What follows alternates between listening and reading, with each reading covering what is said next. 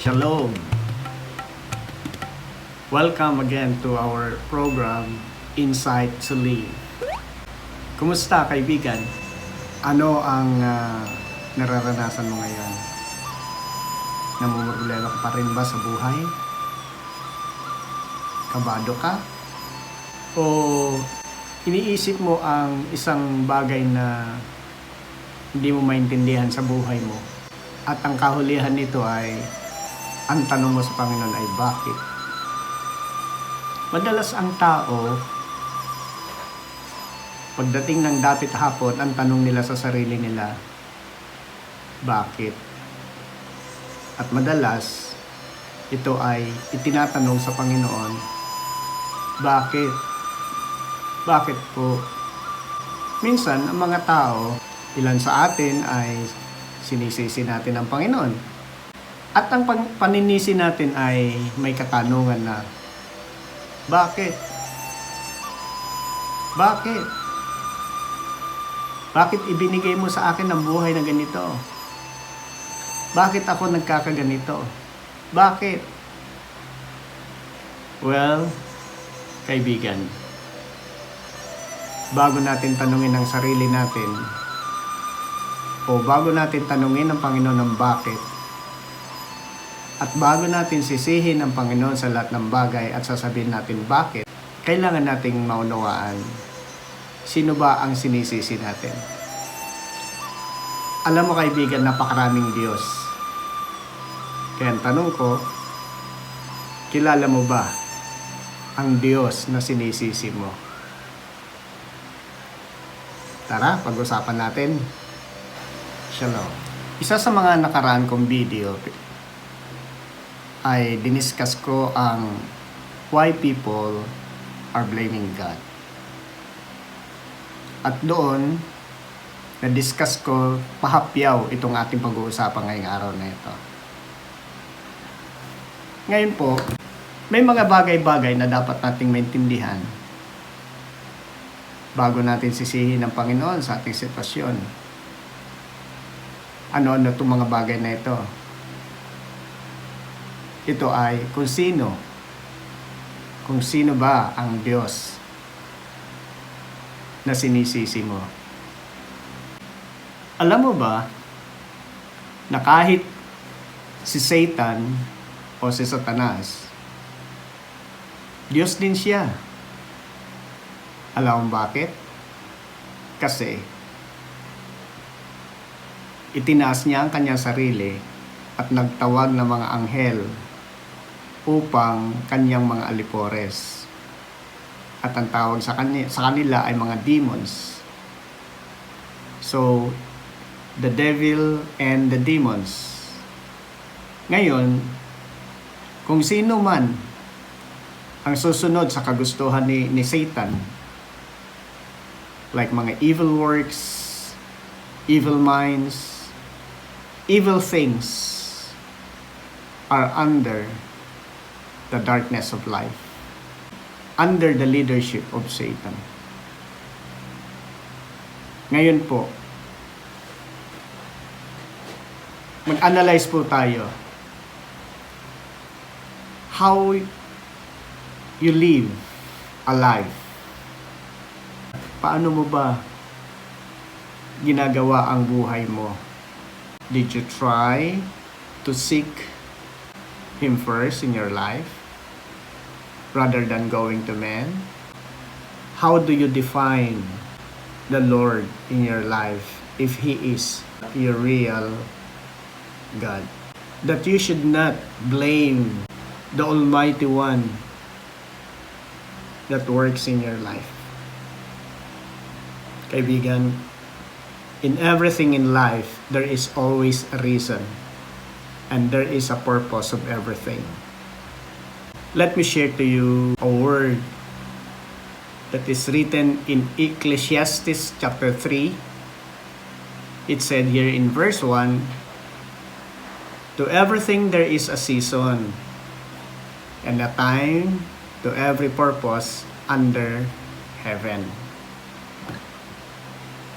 In Ecclesiastes chapter 3 verse 11, sabi dito ay, He hath made everything beautiful in His time.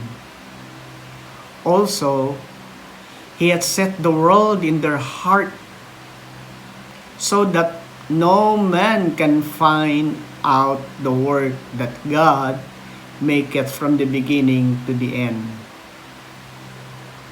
In verse 17, I said in my heart, God shall judge the righteous and the wicked, for there is a time there for every purpose and every work.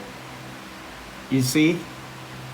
In verse 6, Ecclesiastes chapter 8 verse 6, because to every purpose there is a time and judgment. Therefore, the misery of man is great upon him. Ganda, di ba? The misery of man is great upon him. Now, my friend, after we read Ecclesiastes chapter 8 verse 6, again, ulitin ko ha. Because to every purpose, there is a time and judgment. Therefore, the misery of man is great upon him. Yung nangyayari sa iyo, kaibigan, that is great because there is a purpose. Again, in Ecclesiastes chapter 3 verse 1, it said, to everything there is a season, and a time to every purpose under heaven. Kaya nga, hindi mo na kailangang manisi. Hindi mo kailangang sisihin ng Panginoon sa kalalagayan mo. Alam mo kung bakit? Katulad nga ng binasa natin, no? In everything, there is a reason and purpose. Ngayon, pag-usapan natin, siguro pag nakilala mo ang Panginoon, hindi mo na siya sisisihin. Sa halip, mamahalin mo na siya. Kasi, ang Diyos na ipapakilala ko sa iyo ay hindi yung Diyos na kilala mo. Ano kaya yun? Tingnan nga po natin kung itong Diyos na ipapakilala ko sa iyo ay parehas sa Diyos na pinaniwalaan mo na kung bakit kailangan sisihin. Dito sa Book of John, chapter 1, verse 1, ang sabi dito ay, in the beginning was the Word, and the Word was with God, and the Word was God. Himay-mayin natin mabuti ha. May nakasulat dito na salitang Word. Kasi sabi po dito ay, in the beginning was the Word, and the Word was with God, and the Word was God. Bakit kaya ginamit yung word na Word was with God and the Word was God? Anong purpose? Bakit po kaya ginamit? Tingnan natin ha. Okay. Sinasabi dito that in the beginning, alam nyo yung word na in, ito ay preposition, nasaan. So, nasaan? In the beginning. So, nang pasimula, in the beginning, it's a, sabi dito, ginamit din dito yung word na was, no? In the beginning was the Word. Alam mo yung word na was dito ay, ang ibig sabihin nito ay, I am exists. In the beginning, I am exists. Now, who exists from the beginning? The Word. That the Word, sabi dito, and the Word was with, and the Word was with. Preposition uli. To who? To whom? Na kanino? O sino ang kasama ng salita? Ulitin ko ha. In the beginning, I am exists. Sino yung nag-i-exist? Was the Word. And, sabi dito, and the Word was God. Ang ginamit dito na God is a supreme divinity. So, yung Word is God. Magugulat ka, ano yung Word? Ito yung tinatawag na logos. Sa Greek, tawag nila yan ay logos. Pero, kung titingnan mo sa Hebrew, yan ay instruction or Torah. Sabi ng ilan ay law. So, again, kung bibigyan natin to ng conclusion, in the beginning was the instructions. In the beginning, I am exists. The instructions. And the instructions was with the Supreme One. And the instruction is the Supreme One. Very clear. Balik tayo sa ating sarili.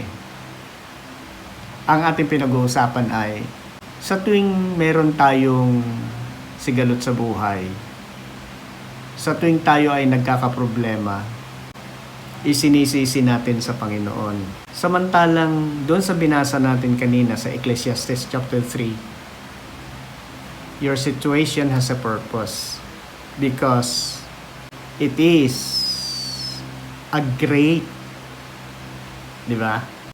Itong sinabi ko sa inyo na pagkakataong makilala ang tunay na Diyos, hindi pala yung kilala mong Diyos na sinisisi mo.